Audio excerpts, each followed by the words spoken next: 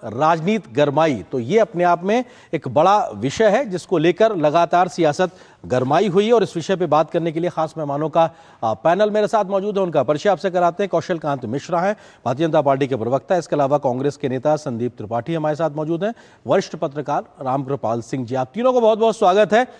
शुरुआत संदीप जी आपसे करते हैं, क्योंकि राहुल गांधी जिस मसले को लेकर चले थे वो मसला कहीं ना कहीं पीछे रह जाता है और इस प्रकार के विवाद आगे आ जाते हैं तब, जबकि रेवंत रेड्डी का बयान और एमके स्टालिन के बयान या तमाम डीएमके के नेताओं के जो बयान हैं वो सामने आते हैं और उनके साथ वो बिहार में उनका सम्मान करते नजर आते हैं। तो एक तरफ तो उनकी बुराई करना, उनको कमतर आंकना और उनके साथ बिहार में रोड शो करना, उनके साथ में मंच साझा करना, ये दोहरा चरित्र सा दिखाई पड़ता है। क्यों?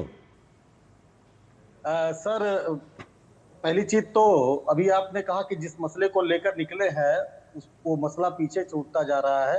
सर, जब कोई किसी भी व्यक्ति की चोरी पकड़ी जाती है तो इधर उधर वो भटकाता है, तो ये भी एक भटकाने की कोशिश भर है।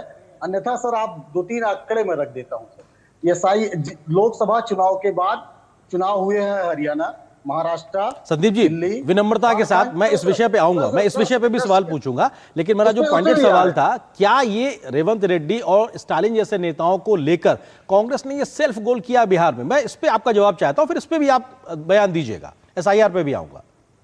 बिल्कुल सर, 10 सेकंड उसमें बात पूरी हो जाएगी। सर, ये जितने भी राज्य में चुनाव हुए हैं, झारखंड अकेला छोड़ दीजिए तो हर जगह 6% लगभग वोट बढ़े हैं। सरकार किसकी बनी? भाजपा की। झारखंड में 1% बढ़ता है, विपक्ष के नेताओं, विपक्ष की सरकार बनती है। ये जो चोरी का तरीका, ये सब जान गए। अब आते हैं, आपने जो बात की बिहार के संदर्भित नेताओं के बयान, हमें याद है 2018 का चुनाव, और 2018 भी याद है।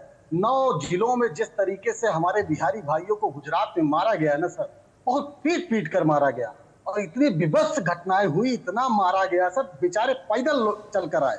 मोदी जी एक शब्द, एक बयान नहीं दिया सर, एक बयान। और सर, उनका सनातन विरोध, हिंदी भाषी विरोध आपको स्वीकार है? आप बिहार में उनके साथ खड़े हैं, क्योंकि आप तमाम बातों का जवाब दे रहे हैं, इस बात का जवाब नहीं दे रहे हैं और आप कहते हैं 10 सेकंड में जवाब दूंगा। मैं इसका पॉइंटेड जवाब पूछ रहा हूं। उनका, मैं बीजेपी के नेता मेरे साथ मौजूद है, उनसे मैं पूछ लूंगा। आप जो कह रहे हैं, मैं आप पे लग रहे आरोपों का जवाब चाहता हूं। आप उन पे आरोप लगा रहे हैं, उनका जवाब मैं पूछ लूंगा। जी नहीं सर, हम उसी की बात कर रहे हैं जी, कि अगर आपको लग रहा है कि आप, भाई भारतीय जनता पार्टी आरोप लगा रही है, तो आरोप तो वो लगाए ना कि जो इस चीज से अछूतता हो। भाई आप तो खुद उसमें जो है संलिप्त हो जाए। वो एक ठाकरे जी आते हैं महाराष्ट्र के, वो आपके साथ गठबंधन है। आपने गुजरात में जब घटना हुई, अल्पेश ठाकुर पर आरोप लगाया 2019 से, आप उनको पार्टी का सदस्य बनाकर रखते हैं। तो अकाली दल, आप पंजाब में चले जाइए, वहां पर इसी तरीके की बातें होती हैं। वो अभी आपके साथ गठबंधन में रहे, अब मान लीजिए अलग हो गए। तो मेरे कहने का आशय सिर्फ और सिर्फ ये है कि हम लोग तो सर बिहार और उत्तर प्रदेश की पैदाइश है, और कांग्रेस के जितने भी बड़े नेता हैं उत्तर प्रदेश और बिहार और मध्य प्रदेश हिंदी भाषी क्षेत्र। तो सर, जब वो लोग गलत बोलते हैं उत्तर भारत के लिए, बिहार और यूपी के लिए, तो आप लोग उनके साथ क्यों फिर खड़े नजर आते हैं? सवाल आपकी राजनीति के दोहरे चरित्र पर नजर आता है। मैं आता हूं आपके पास में। कौशल, ठीक है सर, ठीक है, कौशल कांत जी हमारे साथ। कौशल जी, वो ये कह रहे हैं कि साहब, जब आप लोग इस प्रकार की भाषा बोलते हैं तो उसके बाद आपके पास नैतिक इसका हक नहीं है कि आप उनके ऊपर सवाल खड़ा करें। अगर वो ऐसा कर रहे हैं, उनके साथ खड़े हुए, तो उन्हें करने दीजिए। उनको अपनी राजनीतिक सहयोगियों के साथ आगे बढ़ना है, वो बढ़ रहे हैं आगे। कौशल जी, देखिए सर, सबसे पहले तो ये समझिए कि राहुल गांधी जी जो खुद north India and south India में विभेद करते हैं, आपको याद होगा 24 फरवरी 2021 की शायद बात है, जब वो गए थे वायनाड से चुनाव लड़ने, तो उन्होंने क्या कहा था कि नॉर्थ इंडियन को तो समझ ही नहीं है, मुझे वायनाड आके बहुत अच्छा लग रहा है। तो वो, अगर इंडी गठबंधन के सो कॉल्ड नेता ही north India and south India में विभेद करेंगे, तो वो ऐसे लोगों को ही जोड़ेंगे ना जो नॉर्थ इंडिया वालों को नीचा दिखाए। आपने इतने सारे एग्जाम्पल दिए, नेहरू साहब का नाम ले लीजिए, के.एन. नेहरू हुए, टी.आर.बी. राजा हुए, पोन्नेमुड़ी हुए, लिस्ट है पूरी। और एक चीज समझनी पड़ेगी कि जो स्टालिन है, इनका विरोध किस पे रहता है? इनका विरोध हमेशा हिंदी भाषा पे रहता है, इनका विरोध हिंदुओं पे रहता है, इनका विरोध नॉर्थ इंडियंस पे रहता है। हिंदी का विरोध हम देख ही रहे हैं। ये सिर्फ सत्ता के लिए देश को पहले जातियों में बांटते हैं, फिर स्टेट में बांटते हैं, फिर भाषाओं के आधार पर बांटते हैं, और अपने फायदे के लिए जहां जो सूट करता वैसे बयान देते हैं। नहीं तो कौशल जी वही कह रहे हैं कि वो तमिलनाडु में हिंदी विरोध करेंगे, लेकिन जब वो इधर आएंगे तो उनके जो इंडिया अलायंस के जो सहयोगी उनके साथ में वो सियासत करते नजर आएंगे, उनका ये तर्क है। तो यही तो मैं भी बोल रहा हूं, ये क्या चीज, यही तो दिखाता है ना कि सत्ता की लालसा में ये कभी भी किसी को गाली दे देंगे और कभी भी उनको सर पे बिठा लेंगे। स्टालिन साहब के बेटे ही तो है उदयनिधि, जिन्होंने कहा था हिंदुओं को डेंगू मलेरिया, इन्होंने ही तो बोला था। इनके यहाँ कॉन्फ्रेंस होती है, सनातन उन्मूलन सम्मेलन, यही लोग तो करते हैं।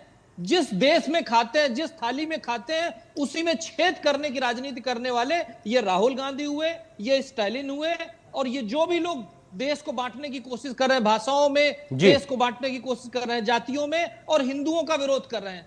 क्यों आए हैं बताइए ना। ठीक है, बिहार में किस लिए आए हैं? ठीक है, तो आए हैं इंडी गठबंधन में। रामकृपाल जी सवाल ये है कि इंडिया अलायंस ये कहता है कि अगर बिहार में वोट चोरी जैसी बात को रोकने की एक बड़ी मुहिम चल रही है तो पूरा इंडिया अलायंस एक है, लेकिन मामला जब उत्तर दक्षिण की बात आ जाती है, हिंदी विरोध की बात आ जाती है, सनातन विरोध की बात आती है, तो सारी बातें फिर से रिकॉल होती हैं और एक नया प्रकार की दोहरे चरित्र की राजनीति दिखाई पड़ती। कैसे देखा जाए, इसको समझा जाए, रामकृपाल जी? देखिए आरएम जी, बहुत सारे विरोधाभास हैं, कॉन्ट्रडिक्शंस हैं। अब आप कल्पना कीजिए कि स्टालिन जी जब बिहार में जाएंगे तो वो आरजेडी का प्रचार करेंगे या कांग्रेस का करेंगे, जाहिर सी बात है यही दो पार्टियां वहां पे हैं। बिहार की एक एक जनता को, सबको पता है कि स्टालिन की पार्टी उनके बारे में क्या सोच रखती है।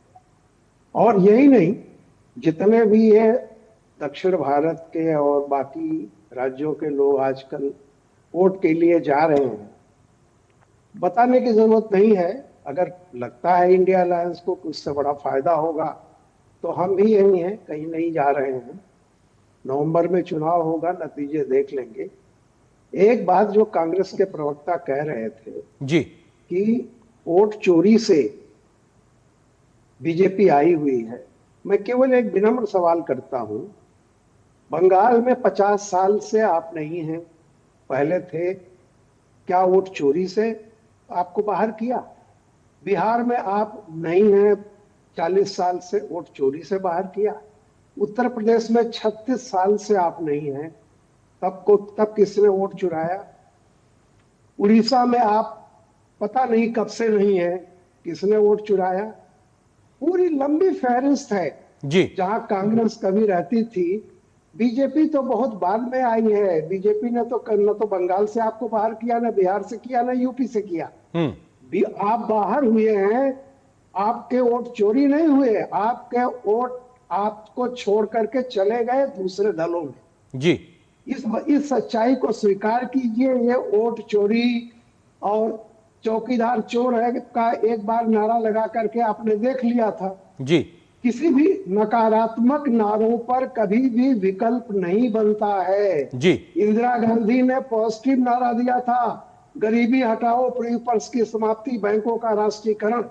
उन्होंने निजलिंगप्पा और मोरारजी देसाई और फलाना को गाली नहीं देने में अपनी ऊर्जा खत्म की जी। आगे। इसके बाद देखिए जयप्रकाश नारायण है, उन्होंने कहा संपूर्ण क्रांति अब नारा है, भावी इतिहास हमारा है। उसके बाद शुरू हुआ मंदिर वही बनाएंगे, अच्छे दिन आएंगे जी। और आपका नारा क्या है?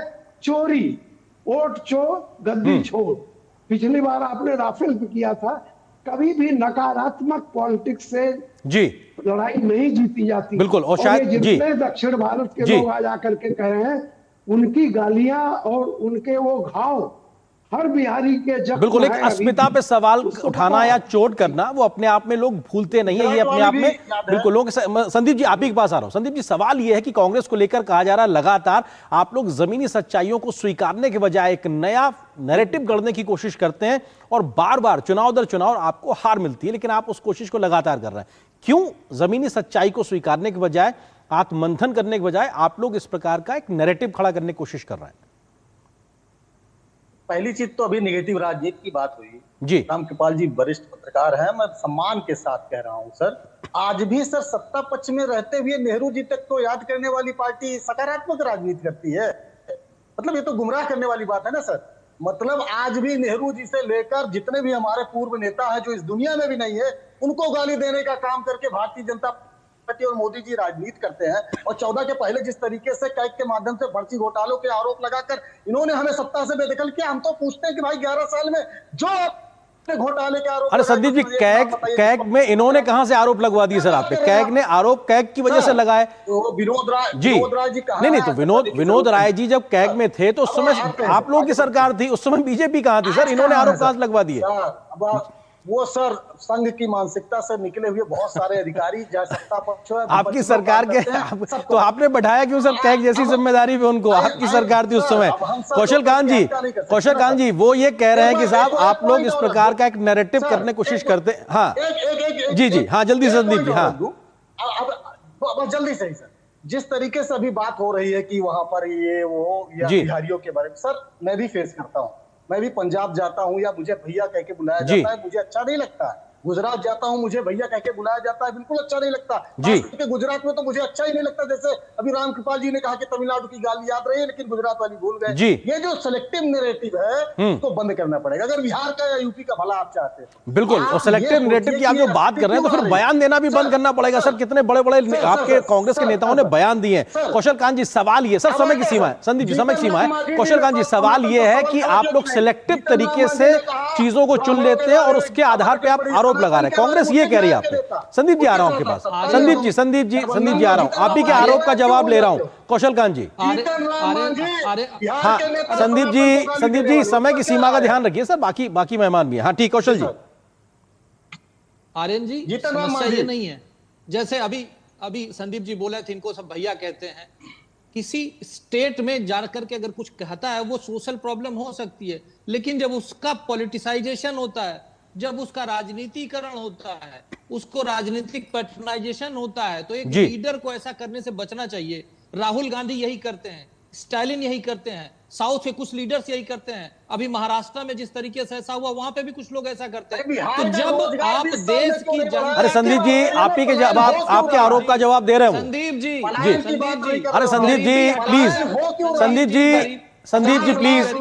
संदीप जी गरीबी हटाओ का नारा दे करके आपकी मोम की गुड़िया बन गई। गरीबी हटाओ, गरीबी खत्म हुई क्या? ठीक है राम कृपाल जी, सवाल ये है कि इस प्रकार का जो एक नैरेटिव खड़ा हो रहा है कि ऐसे नेता बिहार में आकर राहुल गांधी के साथ खड़े हो रहे हैं और उनके पूर्व के बयान एक बड़ा मामला है, राजनीतिक तौर से गरमाया हुआ है। ये आने वाले समय में बिहार की सियासत पे क्या असर डालेगा? राम कृपाल जी। देखिए आनंद भाई, मैं एक बात कहता हूं कि कांग्रेस पार्टी का मजबूत होना इस देश के लोकतंत्र के लिए एक अच्छी बात है, क्योंकि वही एक राष्ट्रीय पार्टी है जो विकल्प के रूप में खड़ी हो सकती है। लेकिन दुर्भाग्य है कि क्षेत्रीय पार्टियां जो क्षेत्रीयता का नारा देकर के जो घटिया बातें करती हैं, उसका अगर कांग्रेस समर्थन करेगी तो यह कांग्रेस के लिए आत्मघाती है जी। क्योंकि कांग्रेस ऑल इंडिया पार्टी है। एक क्षेत्रीय पार्टी दूसरे राज्य को लोगों की बुराई करके वोट कमा सकती है, लेकिन जो राष्ट्रीय पार्टियां हैं उन्हें इस बात का ख्याल रखना चाहिए कि ये जो क्षेत्रीय राजनीति है, यही कारण है, इन्हीं क्षेत्रीय पार्टियों ने कांग्रेस को कमजोर किया जी। और यही क्षेत्रीय पार्टियां आज कांग्रेस को अपनी बैसाखी बना करके अपना भला करना चाहती हैं जी। इससे कांग्रेस को सावधान रहना चाहिए। बिल्कुल, एक राष्ट्रीय पार्टी का क्षेत्रीय पार्टियों पर इस प्रकार से निर्भरता, ये भी अपने आप में दिखाता है कि कहां पे आज कांग्रेस खड़ी हुई। फिलहाल बहुत बहुत शुक्रिया आप तीनों मेहमानों का हमारे साथ जुड़ने के लिए, इस विषय पर विस्तार से बात करने के लिए शुक्रिया आप तीनों का। और यहां पर एक छोटे से ब्रेक